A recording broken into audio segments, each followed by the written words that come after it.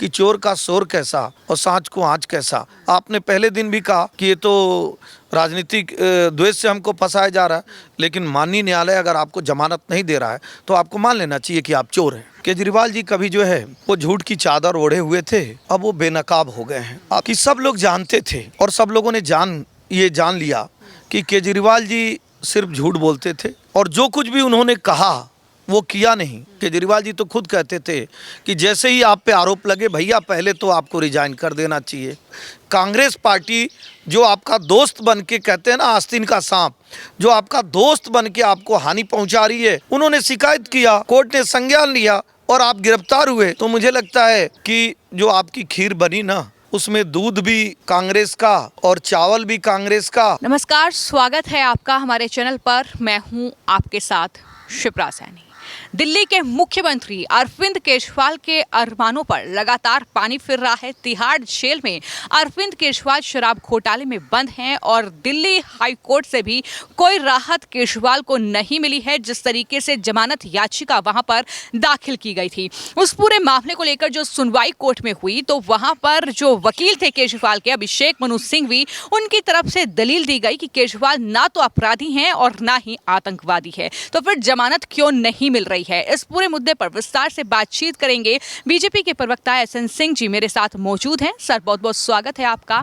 सवाल यह है कि केजरीवाल इस उम्मीद में हाई कोर्ट गए थे कि जमानत कम से कम उन्हें इस बार मिल जाएगी, लेकिन इस बार भी सीबीआई को नोटिस जारी कर दिया गया, लेकिन जमानत केजरीवाल को फिर भी नहीं मिली।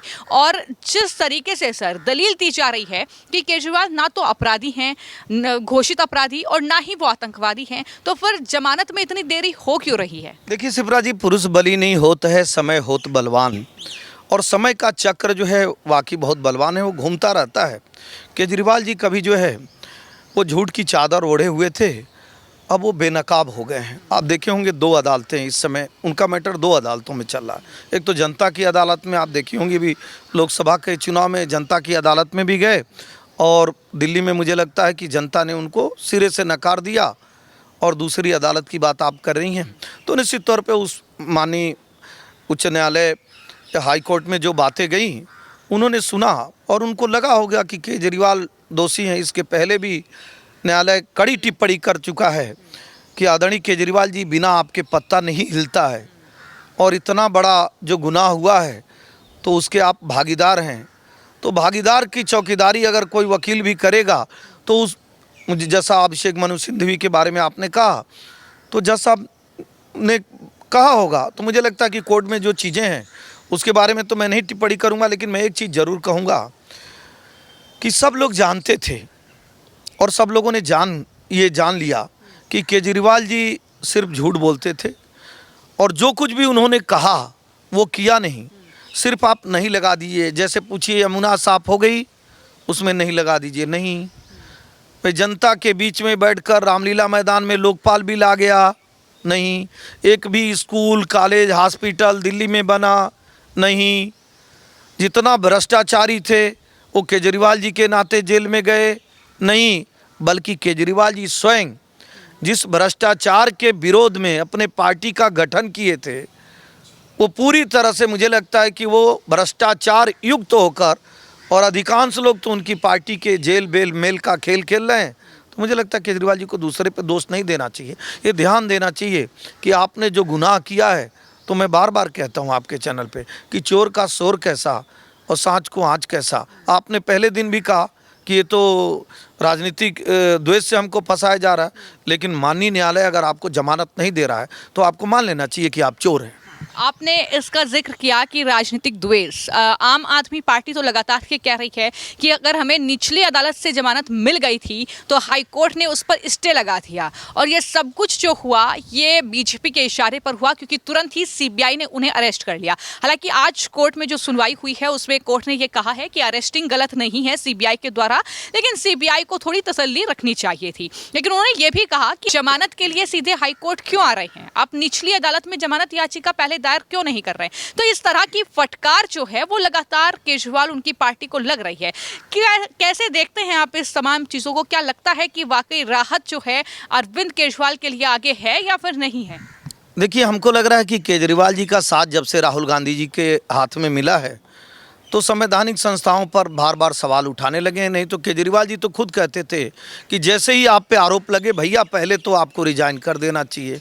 लेकिन राहुल गांधी से हाथ मिलाने के बाद उन्होंने कहा भाई 100 बार आरोप लगा है कांग्रेस पार्टी पे, हमने खुद मतलब आम आदमी पार्टी केजरीवाल मैंने खुद आरोप लगाया, लेकिन कांग्रेस वाले तो रिजाइन किए नहीं थे, बेशक उनकी सत्ता चली गई।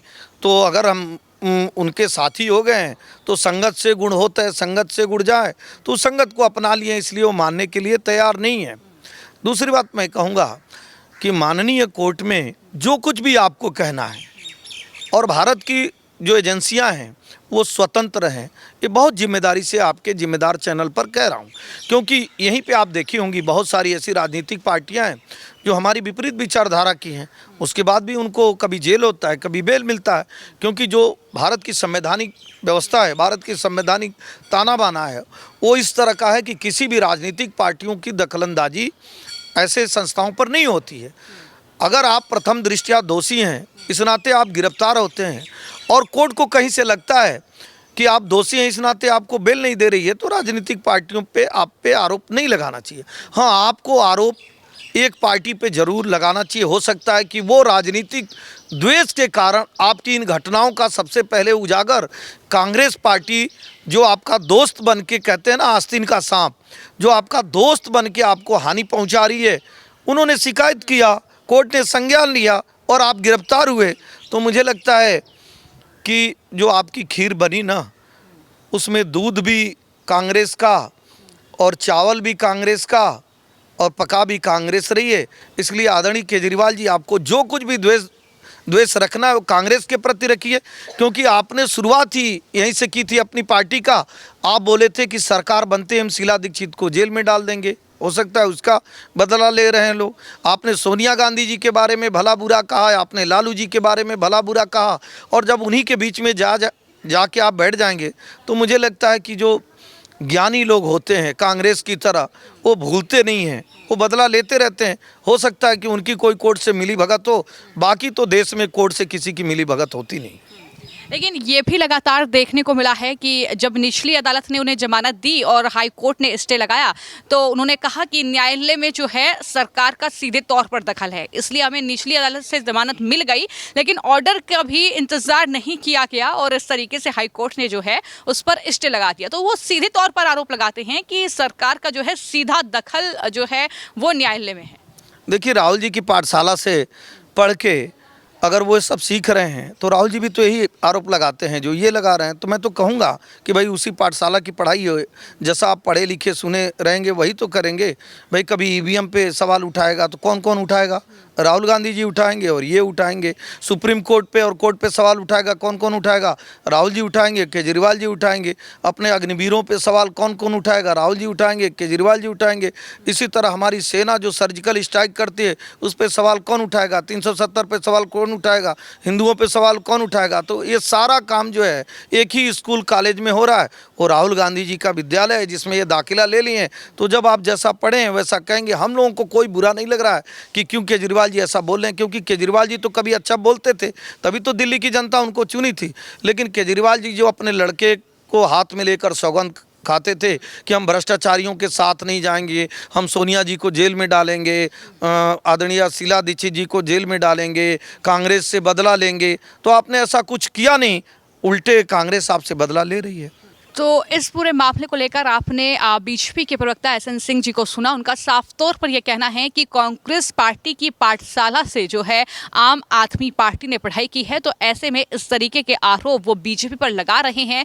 लेकिन ये सब जानते हैं कि किस तरीके से अरविंद केजरीवाल ने दिल्ली की जनता को ठगा है, और शायद उसका ही नतीजा है कि आज वो जमानत के लिए दर दर की ठोकरें खा रहे हैं, एक अदालत से दूसरे अदालत का दरवाजा खटखटा रहे हैं। फिलहाल आपकी इस पूरे मामले को लेकर क्या राय है, हमें कमेंट बॉक्स में जरूर लिखें। धन्यवाद।